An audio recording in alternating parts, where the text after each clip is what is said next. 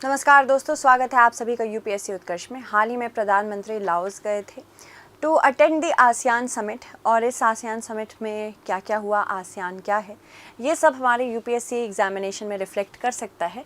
तो इसी के बारे में हम बात करेंगे। हाल ही में 21वीं आसियान इंडिया समिट हुई थी। ये 10 अक्टूबर 2024 को हुई थी। वियांश ने लाओ पीडीआर में, पीपल्स डेमोक्रेटिक रिपब्लिक, पीडीआर का फुल फॉर्म होता है। हाल ही में प्रधानमंत्री मोदी ने लाओस की राजधानी वियंतियाने में इंडिया आसियान समिट में हिस्सा लिया, और यहाँ पे है लाओस। ठीक है, लाओस साउथ ईस्ट में एक बहुत ही इम्पोर्टेंट लैंडलॉक्ड कंट्री है, जो कि वियतनाम, चाइना, म्यांमार और साथ ही साथ थाईलैंड के साथ, कंबोडिया के साथ अपनी सीमा साझा करती है। इसी की कैपिटल है वियंतियाने, जो कि थाईलैंड के बहुत ही करीब सिचुएटेड है। तो यहीं पे हमारे प्रधानमंत्री गए थे in order to attend the summit. इस दौरान मोदी जी ने इंडिया आसियान समिट को संबोधित किया, और उन्होंने कहा कि उनका मानना है कि 21वीं सदी इंडिया और आसियान देशों की सदी है। क्यों ऐसा उन्होंने बोला? इसलिए क्योंकि यहाँ का मार्केट बहुत बड़ा है, कल्चरल कॉन्टैक्ट्स बहुत ज़्यादा हैं। जब पॉपुलेशन किसी क्षेत्र की ज़्यादा होती है तो ऑफ कोर्स वहाँ पे मार्केट देखा जाता है। यहाँ पे इन्वेस्टमेंट ज़्यादा आएगा, फैक्ट्रीज ज़्यादा लगेगी, चीप मैन पावर है, साथ ही साथ हाईली स्पेशलाइज्ड स्किल पर्सनल भी हमारे पास है। आज हमारे पास मार्केट इकोनॉमीज़ में सबसे ज़्यादा स्कोप जिन कंट्रीज़ के अंदर देखा जाता है, इंडिया भी उसमें से एक है, along with other south east Asian countries. तो इन सारे रीजंस की वजह से ये सदी इंडिया और आसियान नेशंस की है। दुनिया के कई हिस्सों में संघर्ष और तनाव चल रहा है, पर भारत और आसियान के बीच में मित्रता बनी हुई है। इसके अलावा उन्होंने ये भी कहा कि भारत की एक्ट ईस्ट नीति की तहत ही, लुक ईस्ट तो था ही इससे पहले पॉलिसी जब आई थी, पर हमने इसी पॉलिसी पे बिल्ड ऑन किया एक्ट ईस्ट पॉलिसी, कि हमें सिर्फ ईस्ट की तरफ देखना नहीं है, हमें उसी पर कार्य भी करना है। तो एक्ट ईस्ट पॉलिसी भी आई है। पिछले एक दशक में इस नीति ने भारत और आसियान देशों के संबंधों को एक नई ऊर्जा भी दी है, साथ ही साथ दिशा भी दी है। साथ ही मोदी जी ने लाओस में भारत और ब्रूनेई के बीच में सीधी उड़ानें शुरू भी करने की घोषणा की। प्रधानमंत्री मोदी लाओस में 10वीं बार इंडिया आसियान समिट में शामिल हुए हैं। इससे पहले लाओस पहुंचने पर बौद्ध भिक्षुओं को उनका स्वागत किया। वियंतियाने में लाओस की रामायण भी देखी, क्योंकि Ramayana one of the most important cultural contacts है between India and many south east Asian countries. साथ ही साथ प्रधानमंत्री ने पूर्वी एशिया शिखर सम्मेलन में भी शामिल होने की बात की। इस सम्मेलन में चीन, अमेरिका और रूस भी शामिल हैं। तो इंडिया आसियान समिट दूसरा है, और पूर्वी एशियाई समिट, ईस्ट एशिया समिट अलग है। ईस्ट एशिया समिट में चीन, अमेरिका और रूस जैसे कंट्रीज भी हैं। आसियान देशों की बात करें तो Laos, Vietnam, Cambodia, Myanmar, Thailand, साथ ही साथ मलेशिया, सिंगापुर, इंडोनेशिया, ब्रूनेई और फिलीपींस शामिल हैं। दक्षिण पूर्व एशियाई राष्ट्रों का इस संगठन आसियान, इसकी स्थापना 8 अगस्त 1967 को बैंकॉक, थाईलैंड में हुई। बैंकॉक डिक्लेरेशन के थ्रू हुई। यहाँ पे संस्थापक सदस्य कौन कौन थे? इंडोनेशिया थे, मलेशिया, फिलीपींस, सिंगापुर, थाईलैंड। इन्होंने बैंकॉक घोषणा पत्र पर हस्ताक्षर किए। बाद में ब्रूनेई 1984 में आसियान में शामिल हुआ। इसी के साथ 1995 में वियतनाम और 1997 में लाओस और म्यांमार भी शामिल हुए। अप्रैल 1999 को कंबोडिया आसियान में शामिल हुआ।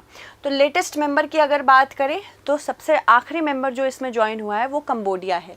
अभी फ़िलहाल यहाँ पे 10 सदस्य हैं, जिसमें Indonesia, Thailand, Singapore, Philippines, Vietnam, ये अन्य देश शामिल हैं। इनका आदर्श वाक्य है, एक दृष्टि, एक पहचान, एक समुदाय। भारत ने 2022 में आसियान देशों के साथ कॉम्प्रिहेंसिव स्ट्रैटेजीज पार्टनरशिप ज्वाइन की थी। आर्थिक और तकनीकी हितों को बढ़ाने के लिए मिलकर काम करने की इसमें बात की गई है। इस इलाके में चीन को काउंटर करने के लिए भारत एक बेनेवलेंट पावर के रूप में उभर के आना चाहता है, कि अगर आपको मदद चाहिए तो आप किसी ऐसे देश के पास जाएं जो आपकी सहायता करे, ना कि आपका एक्सप्लॉयटेशन। तो यहाँ पे चीन का एक अच्छा विकल्प भारत उभर के निकला है। आसियान भारत की एक्ट ईस्ट नीति का केंद्र है, जो एशियाई प्रशांत क्षेत्र में विस्तारित पड़ोस पर केंद्रित है। यानी कि एक तो होते हैं इमीडिएट नेबर्स, जिनके साथ हमारी सीमा साझा होती है, एक होते हैं एक्सटेंडेड नेबरहुड में, जो हमारी साथ सीमा साझा करते हैं, अन्य देशों के साथ भी सीमा साझा करते हैं, थोड़े से बस दूर हैं। सोवियत संघ के बिना दुनिया में जिसके साथ भारत के ऐतिहासिक घनिष्ठ संबंध रहे हैं, भारत ने दक्षिण पूर्व एशिया जैसे अन्य देशों के साथ अपने संबंधों को गहरा करने की भी कोशिश की है। दक्षिण पूर्व एशिया से अपनी निकटता के कारण पूर्वोत्तर भारतीय राज्यों को इसमें महत्वपूर्ण भूमिका निभानी थी। इस नीति की परिकल्पना मूल रूप से एक आर्थिक पहल के रूप में की गई थी, क्योंकि पिछले कुछ दशकों में कई दक्षिण पूर्वी एशियाई देश तेजी से आर्थिक विकास देख रहे थे। उदाहरण की अगर बात करें तो ब्रूनेई, जहां प्रधानमंत्री मोदी ने इस साल की शुरुआत में दौरा किया था, इस क्षेत्र में सबसे बड़े तेल और गैस उत्पादकों में से एक है। भारत आसियान संबंधों ने बाद में राजनीतिक, रणनीतिक और सांस्कृतिक आयाम प्राप्त किए, जिसमें संवाद और सहयोग के लिए संस्थागत तंत्र की भी स्थापना की थी। भारत आसियान +6 समूह का भी हिस्सा है। इसके अलावा भारत के अलावा और कौन कौन से देश इसमें शामिल हैं? चीन, जापान, दक्षिण कोरिया, न्यूजीलैंड और ऑस्ट्रेलिया भी है। 2010 में भारत और आसियान के बीच में एक मुक्त व्यापार समझौता पर हस्ताक्षर हुए थे और यह लागू उसके बाद हुआ था। तो बेसिकली हमको इनके मार्केट का भी एक्सेस मिल गया, साथ ही साथ इनको भी हमारे मार्केट का एक्सेस मिल गया। जबकि भारत 2020 में क्षेत्रीय व्यापक आर्थिक भागीदारी में शामिल होने के लिए बातचीत का हिस्सा था, लेकिन अंततः ऐसा करने से मना कर दिया। तो रीजनल कॉम्प्रिहेंसिव इकोनॉमिक पार्टनरशिप का पार्ट नहीं है भारत। हाल के वर्षों में 2020 और 2021 के महामारी वर्षों को छोड़कर मूल्य के संदर्भ में व्यापार में वृद्धि जरूर देखने को मिली है। तो यहाँ पे India, China, Russia, Myanmar, Thailand, Singapore, Indonesia, Malaysia, Brunei, New Zealand, Australia, south Korea, Japan, Vietnam, Laos, Cambodia, Philippines, US, ये सारी ऐसी कंट्रीज़ हैं जो ईस्ट एशिया समिट का पार्ट है। ठीक है, तो अगर बात करें पूर्वी एशियाई शिखर सम्मेलन, इसमें क्या है, ये इसकी प्रक्रिया 2005 में 16 सहभागियों के साथ शुरू हुई थी। आसियान सदस्य देश ऑस्ट्रेलिया, चीन, भारत, जापान, न्यूजीलैंड और कोरिया गणराज्य इसमें थे। फिर यूएसए जुड़ गया और रूसी संघ भी इसमें जुड़ा। यह इन देशों के राष्ट्राध्यक्षों और शासन अध्यक्षों की बैठक से को संदर्भित करता है और वार्षिक रूप से आयोजन होता है। हर साल एनुअल आयोजन होता है। इंडोनेशिया की राजधानी जकार्ता में 20वें आसियान भारत शिखर सम्मेलन में बोलते हुए प्रधानमंत्री ने कहा, 2023 में आसियान भारत की एक्ट ईस्ट नीति का केंद्रीय स्तंभ था।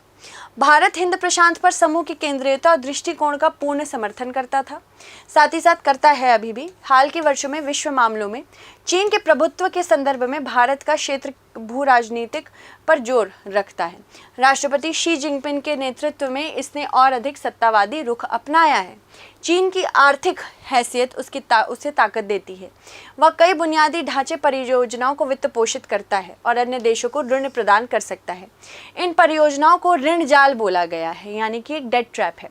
डेट ट्रैप यानी कि इतना ज़्यादा किसी को उधार दे दो, इतना ज़्यादा ऋण दे दो कि इसका जो इंटरेस्ट है वो चुका ना पाए और आखिरकार आप कहीं ना कहीं किसी न किसी प्रकार से उसके पॉलिटिकल स्ट्रक्चर में, साथ ही साथ उसके फिजिकल इंफ्रास्ट्रक्चर में आप कब्जा कर ले। इसे न्यू इम्पीरियलिज्म भी कहते हैं। जैसे पहले होते थे उपनिवेशक आते थे, यहाँ पे हमारी पॉलिटी कैसी चलनी चाहिए, हमारा इकोनॉमिक इंफ्रास्ट्रक्चर कैसा होना चाहिए, उस पर बात करते थे। इसी तरह से ये न्यू इम्पीरियलिज्म कहलाता है, जहाँ ऋण चुकाने में विफलता रणनीतिक राष्ट्रीय संपत्तियों पर चीनी नियंत्रण की ओर ले जाती है। इसके अलावा दक्षिण चीन सागर पर चीन के दावे और इसके सदस्य देश म्यांमार में सैन्य संघर्ष के मुद्दे पर भी सहयोग से प्रभावित हुए हैं। आसियान ने कई बार हिंद प्रशांत क्षेत्र में बड़ी भू राजनीतिक प्रतिद्वंद्विता से अलग रहने का भी प्रयास किया है। 2023 शिखर सम्मेलन के बाद आसियान में भारत के पूर्व राजदूत ने भी लिखा था कि चीन आसियान के लिए एक बड़ी चुनौती बन रहा है, खासतौर पर इस क्षेत्र में बड़ी शक्तियों के बीच प्रतिद्वंद्विता के मामले में। शांति और समृद्धि के लिए उसका आह्वान यह कहने का एक मौन तरीका है। अमेरिका और चीन इस क्षेत्र में अपनी प्रतिद्वंद्विता नहीं दिखाएंगे। इस संदर्भ में भारत ने एक विकल्प प्रदान किया है। प्रधानमंत्री मोदी ने यह भी कहा कि हम लाओ पीडीआर सहित इस क्षेत्र के साथ घनिष्ठ सांस्कृतिक और सहभागिता का संबंध बनाना चाहते हैं। बौद्ध धर्म और रामायण की साझा जो सांस्कृतिक हमारे पास हेरिटेज है उसको लेके, साथ ही साथ द्विपक्षीय संबंधों को भी मजबूत करना चाहते हैं। भारत अभी भी आसियान देशों के साथ बहुपक्षीय दृष्टिकोण के बजाय द्विपक्षीय आधार पर ही निर्भर करता है, जैसे कि RCEP और ट्रांस पैसिफिक पार्टनरशिप के लिए व्यापक और प्रगतिशील समझौते जैसे अन्य क्षेत्रीय समझौते के साथ संलग्नता आसियान भारत संबंधों पर ध्यान और संसाधनों को हटा देती है। चीन जैसी क्षेत्रीय शक्तियां का अस्तित्व क्षेत्रीय स्थिरता के लिए भारत की क्षमता का उपयोग करने में भी लाभदायक होगा।